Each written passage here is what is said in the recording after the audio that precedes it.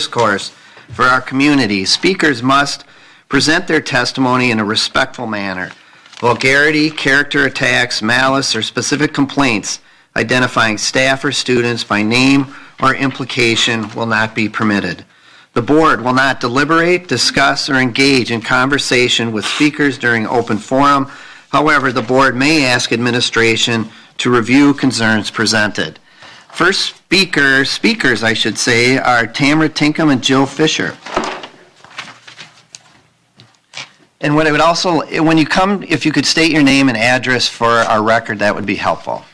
Sure. My name is Tamara Tinkham. Welcome. And I'm at 4815 Lilac Place. And I just want to take a second of my time to say congratulations to these skiers. My son, Jamie, skied with them. He was a 7th grader. And they were just incredible mentors to the younger kids. And I just want to share that piece. Thank you for the opportunity to speak to you tonight. I'd like to talk about dyslexia. I am one of the many faces of dyslexia. I have a father who struggled to read in the 1950s, a daughter diagnosed with dyslexia, and I was diagnosed in the 80s at Groves Academy. In many ways, the 3 generations of my family had very similar experiences in school. Not many people knew much about dyslexia or how to help us. We all grew up with fantastic books that covered nearly every square foot of our houses. My grandparents were told in about 5th grade that my father was a hopeless case. Those were the words. And then 30 years later, my 6th grade teacher told my parents that I would never, ever be college material. I've worked hard to shield my daughter from this type of discrimination. However, it still exists, and this is still painful to the parents who receive these kinds of messages. One of the serious issues my daughter has, which is very typical of dyslexics, is a significant deficit in short-term memory for things that don't have meaning. So think of phone numbers, multiplication facts, names and dates. Giving a dyslexic an exam like this only tests her disability and has little correlation with whether she can make use of the material to solve real-world problems. A good example is my notorious poor spelling. I could stare at a word for hours on a flashcard, and then spell check might still not know what I'm trying to say. But I can remember the minute details of a patient's story in my therapy practice, and I can remember every piece of another parent's story about going through the same struggle. Dyslexia was first identified in 1887 and was called word blindness.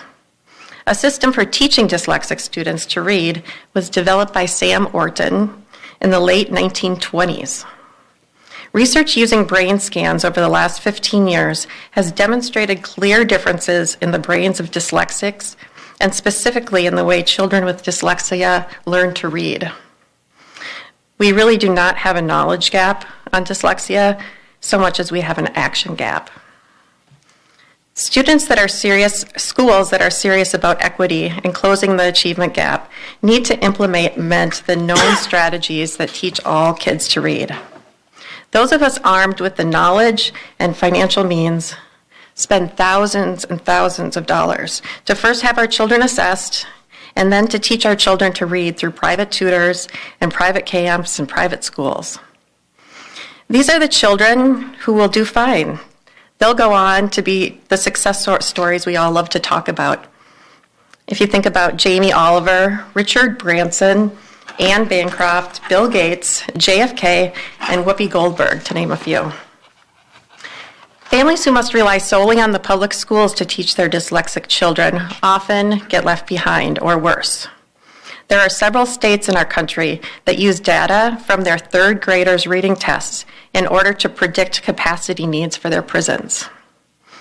It is estimated that over 80% of juvenile offenders have a reading disability, the most common by far being dyslexia. Kids who do not get the correct instruction are too often anxious, depressed, or very angry. What would life be like for all of these kids if they'd been taught explicitly to read the symbols on the page? We can't let dyslexia continue to be a diagnosis of privilege. All schools, but most importantly our schools, need everyone to understand the brain science of dyslexia and put in place the best evidence-based practices available. 15 to 20% of our population is dyslexic, and these students, regardless of their financial means, deserve to be taught in the ways that work. Please make sure a qualified dyslexia specialist's voice is heard in the crucial decisions we make in the Stillwater schools. Thank you very much.